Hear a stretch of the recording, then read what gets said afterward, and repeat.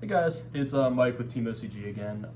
We're going to come at you tonight with another deck profile. This is going to be for our stun deck or our anti-meta deck for the April 1st format. Back in the day, for you longtime subscribers, we used to do a lot of different stun variants, and it's something that we've kind of kept going over the years. It's a deck that I personally really enjoy playing. And there are certain cards that I don't include. Like right now, I refuse to play Mystic Mine for just a number of reasons. I just don't want to be the villain, frankly. But, still, it really is a great deck, and it's a really good budget option for anyone that's kind of watching their wallet right now. So I'm going to get right into it. I am going to explain our choices, so feel free to stay tuned.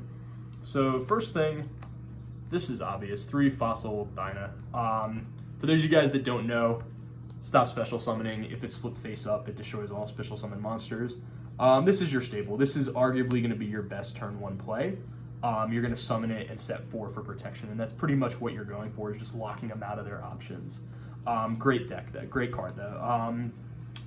And what's really great currently, especially decks like Shadowls and all these other combo decks that are going to be good on the April 1st format, they typically don't have room for a lot of removal or effect negation outside of their regular combo.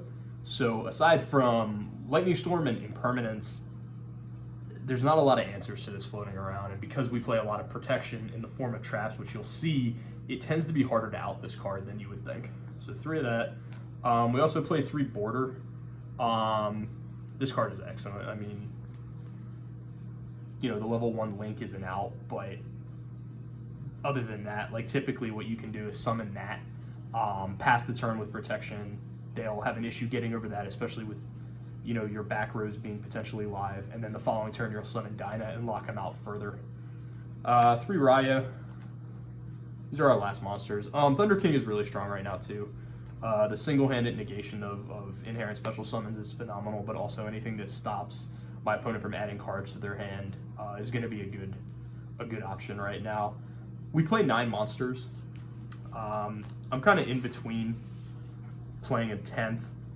The reason being is, obviously if you open up a hand of 5 monsters, you're going to lose. You want to go first. If you win the dice roll, you obviously want to go first. So I typically just want to see 1 or 2 monsters or dig for them. Eater of Millions would probably be something. Yeah, Eater of Millions is a good option. Anything that can kind of add to the aggression of the deck. But right now, I mean, I've personally liked 9. For draw, 3 Desires. Bear in mind, this is a budget deck. You could play Extravagance in here, but I like Desires. I like Desires. It digs for your pieces. The deck is all 3 ofs for the most part, so very, very seldomly are you going to banish anything that you really need. 3 Duality. This is the best card in the deck. Lets you search your stuff. The only issue, if you have a Ryo face up, this doesn't work, but other than that. You play the 1 Demise, and you play the 1 Upstart. So you have 8 draw cards to search your pieces. That tends to be enough, because again, you really just want to see Dino or one of your monsters, preferably Dino, first turn, and then set protection. For spells, these are probably the best cards in the deck. So Power of the Guardians is I think it's a speed duel card or something, but this card is phenomenal. For you guys who don't know what it does, you equip it to a monster, and anytime that monster is involved in a battle, it gets a spell counter. And you can remove a counter to protect the monster from either battle or effect destruction. So Dyna, you really don't have to do a whole lot. Most decks can't answer that inherently, so having that is pretty much good game. Moon Mirror, we play in 1. This you can equip to anything, and it always gets 100 attack over whatever it's attacking. So this in Dyna lets you be a little more aggressive with it, and then this also boosts Dyna attack power. I think by 500 per counter. Yeah, so you can make Dyna really, really big. I've had a 3,200 attack Dyna on the field before my opponent scoops. Yeah, and it's it just makes it such a difficult card to answer. That typically tends to be the best turn 1 play. And then we play 1 Raigeki, and the idea behind Raigeki here, this could be Lightning Storm if you so choose and you have that option, but the idea here is that this deck tends to struggle with big monsters, so if you do lose the dice roll, you do have to go second. This can kind of clear the board, let you get your Dyna out, and kind of lock them out from there. So this card has been phenomenal in testing. For traps, you play 3 Judgment. This is pretty self-explanatory. Just negate all their stuff. You want to hold it for evenly matched. That tends to be the blowout card, so as long as you can negate that, you're pretty much in a good spot. Solemn Warning.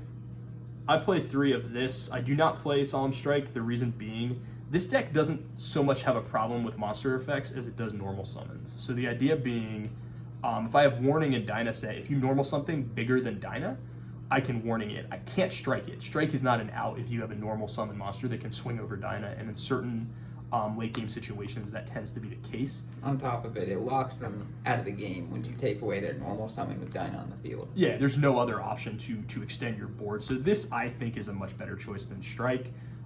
It also is going to depend on your local meta, but we've enjoyed having that. 3 Dark Bribe, more negation. This card is also phenomenal. Negates evenly matched, negates impermanence. It keeps your Dyna alive, it keeps the effect going, so that's a really good card.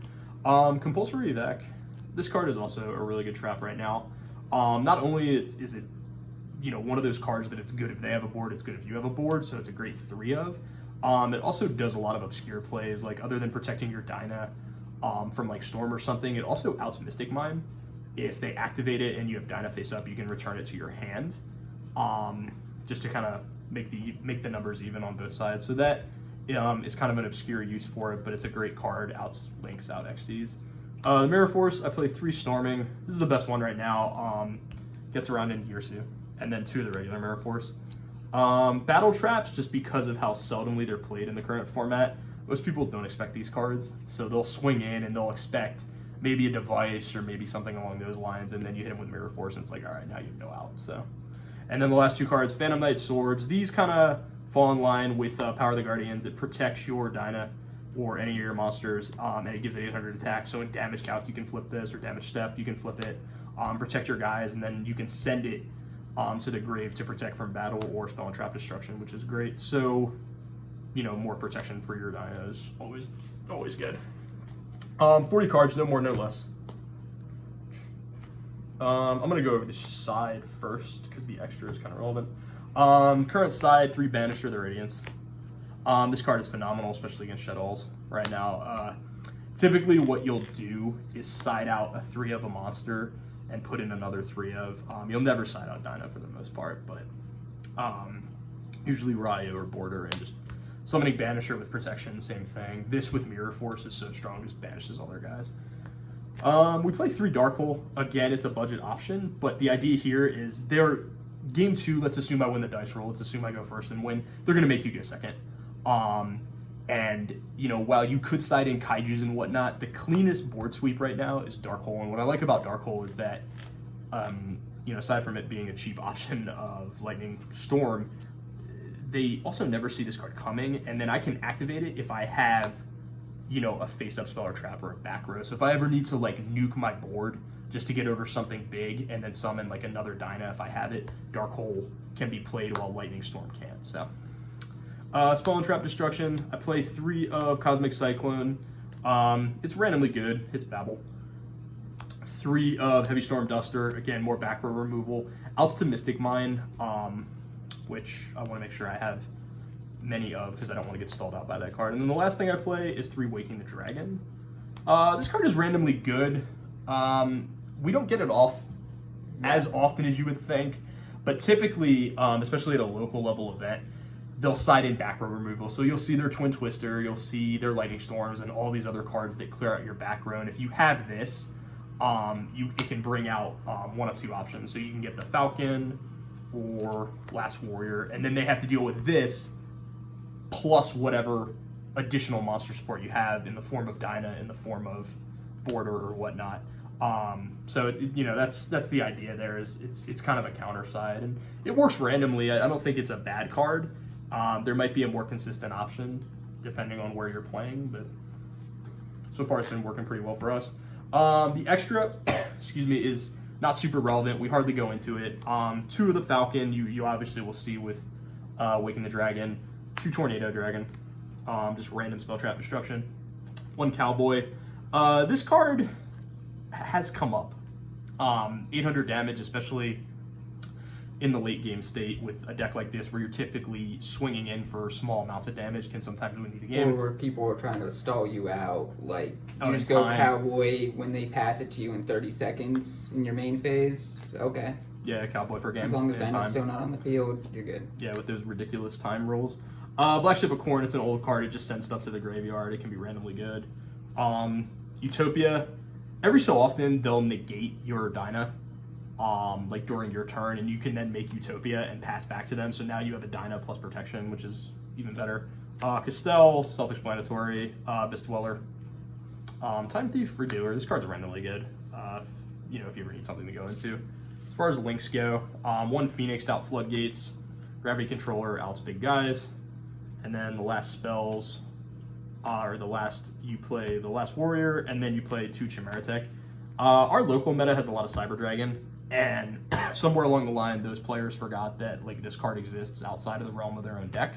So they'll leave like a Cyber face up or one of the guys that counts as a Cyber and like a machine, and you can just go into Fortress and then summon Dyna and win from there. So, again, 40 cards. Overall, really consistent deck. We had a lot of good testing in the prior format at local events.